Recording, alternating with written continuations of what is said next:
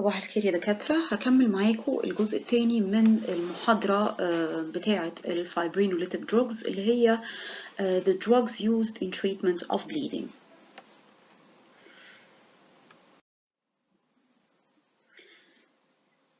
ايه الدروجز اللي ممكن نستخدمها علشان نوقف الهيموراجيك ستيتس او نوقف البليدنج؟ عادة دي بتبقى these are substances that promote coagulation. دي بتبقى drugs بتوقف لي البليدنج عن طريق ان هي بتبروموت الكواجيوليشن، يعني either ان هي بتزود الكواجيوليشن فاكتورز، تمام، او بتبقى antidote to the drug that caused bleeding اساسا.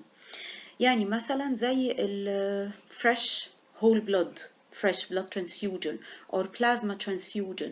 Usually the fresh blood transfusion or plasma transfusion provides all the factors needed for coagulation. And these are the basis for the therapy for deficiency of any clotting factor.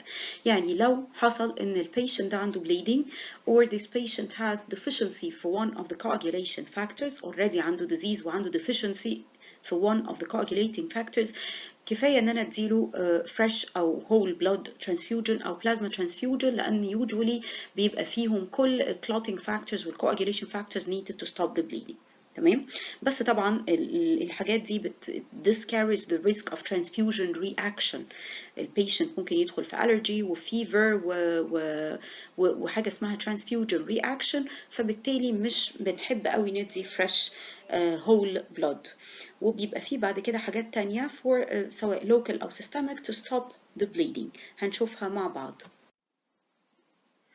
Vitamin K is one of the very important vitamins or drugs used to stop the bleeding. احنا بنتكلم أول حاجة we are talking about the systemic. هنا hemostatics، احنا عندنا systemic and local. فبداية السيستميك اللي بسميهم الcoagulants، أول حاجة وأهم حاجة فيهم هو vitamin K. The most important is vitamin K and we will discuss it in details.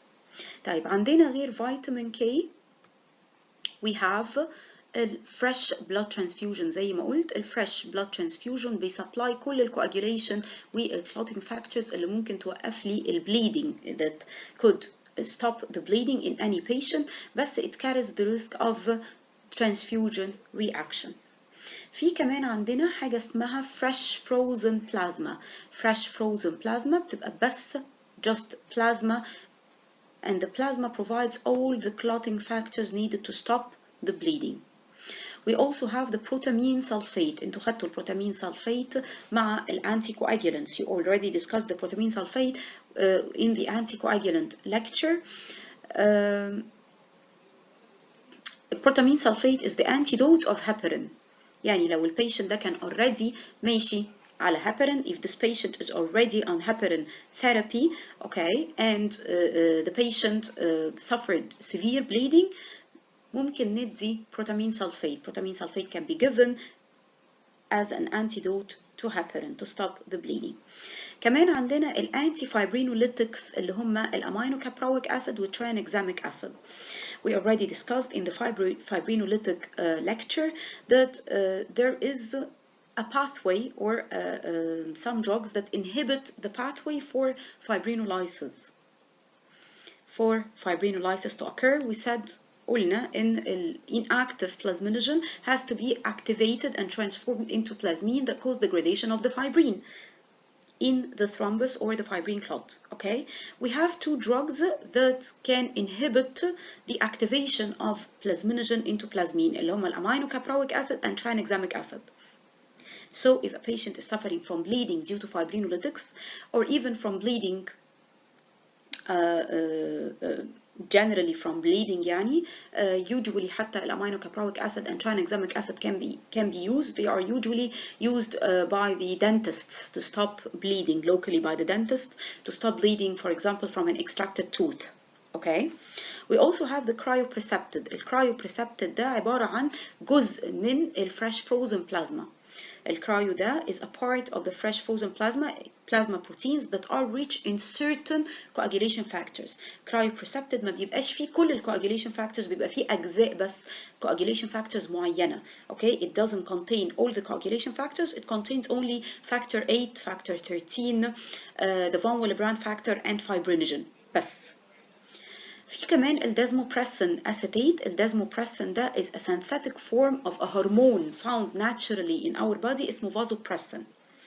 Okay, والvasopressin أو الدازموبريسين it stimulates the release of some coagulation or clotting factors like factor 8 and von Willebrand factor from the endothelium. فبيساعد على stop of bleeding. There is also the human fibrinogen and anti-hemophilic globulin 4 that is used for treatment of hemophilia, which is a pathological condition, genetic disorder that presents with bleeding, deficiency of clotting factors and bleeding. And there is the vitamin C in cases of vitamin C deficiency. احنا عارفين ان في حاجه اسمها بروتين اس وفيتامين سي، دول natural anticoagulants in our body. في حالات الفيتامين سي deficiency زي السكيرفي اوكي ممكن يحصل bleeding، وهنا ممكن يتعالج بفيتامين سي. The illustration of how the cryoprecipitate is formed. The cryoprecipitate is part of the fresh frozen plasma, which is in turn a part of the whole blood transfusion. Okay, يعني الدم كله بيبقى عندي البلاد transfusion، ممكن جدا أطلع منه الفريش frozen plasma that contains all the coagulation factors needed to stop the bleeding, and from the fresh frozen plasma we can form the cryoprecipitate. This is the cryoprecipitate that contains only some factors like fibrinogen, von Willebrand factor, factor 8 and factor 13. Let's discuss vitamin K in some details because vitamin K is very important. Vitamin K, the fat-soluble vitamin, تمام? Usually found in leafy green vegetables زي السبانخ, البروكلي and lettuce اللي هو الخس. Vitamin K أهميته إن هو it's very important for some factors زي البروثرومبين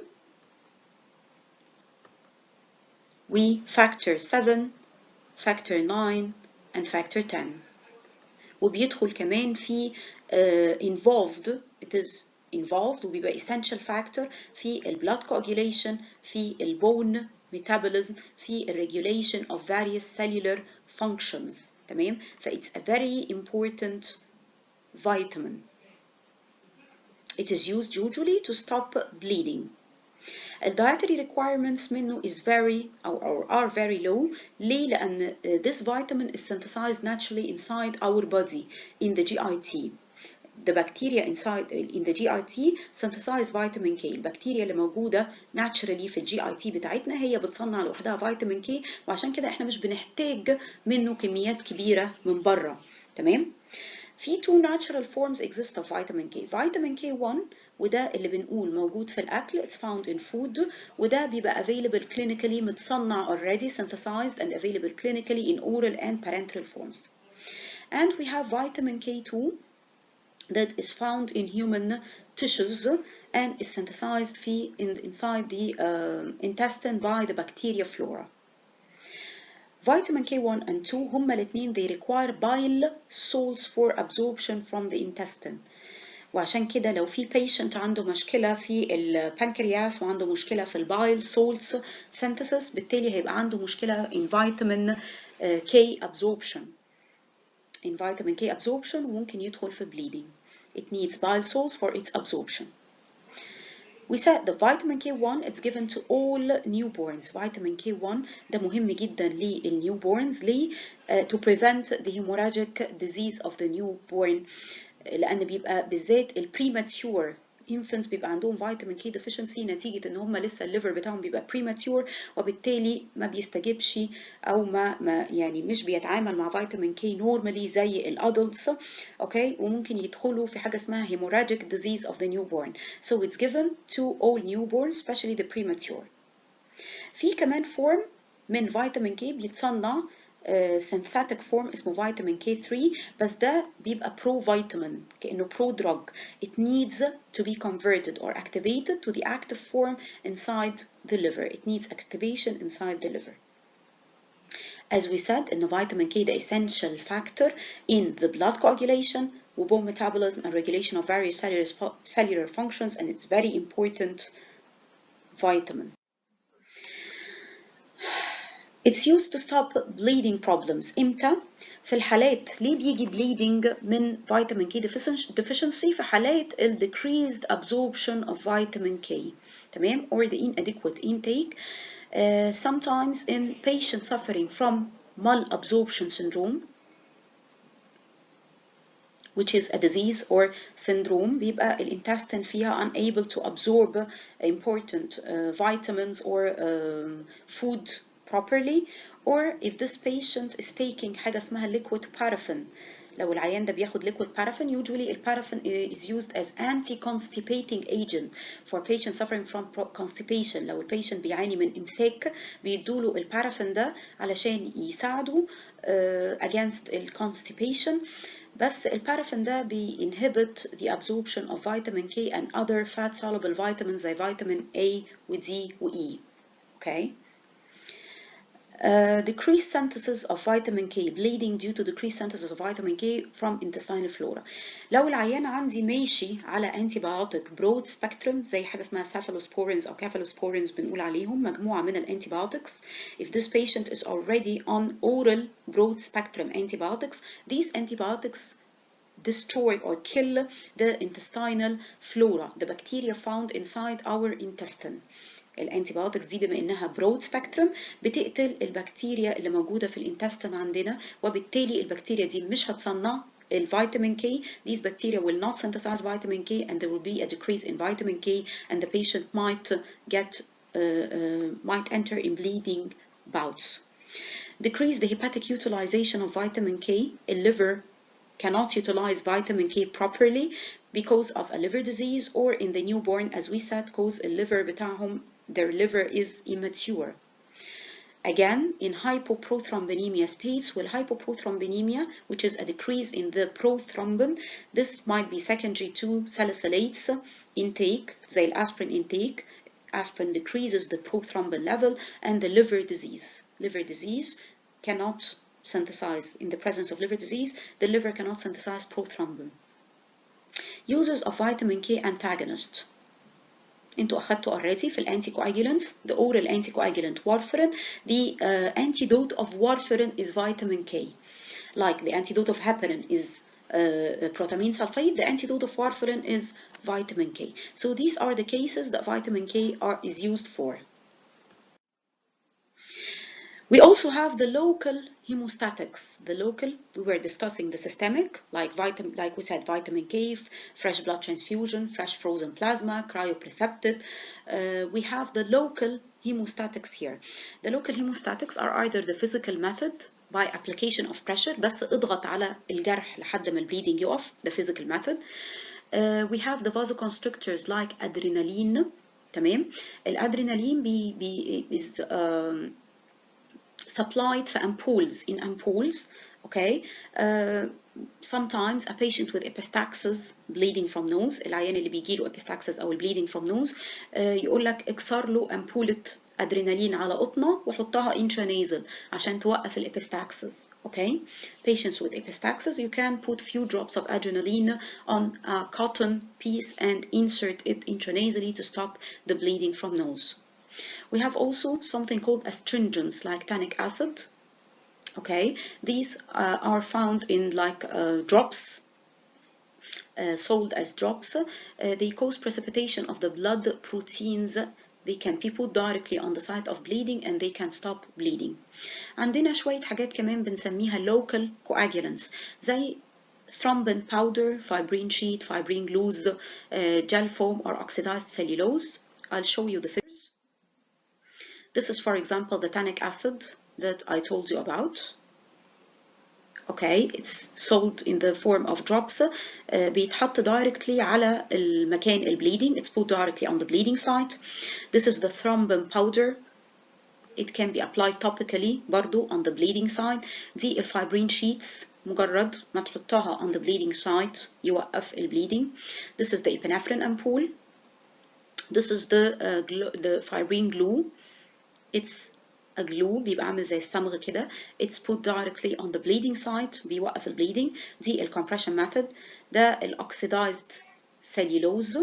Oxidized cellulose واضح هنا دكاترة الأسنان dentists use this to stop bleeding from an extracted tooth, and the gel foam also can be put directly on the bleeding side to stop bleeding.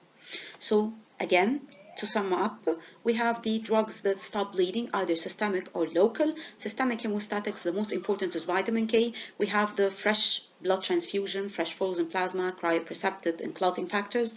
We have the local or local hemostatics زي الcompression أو الابنفرين أو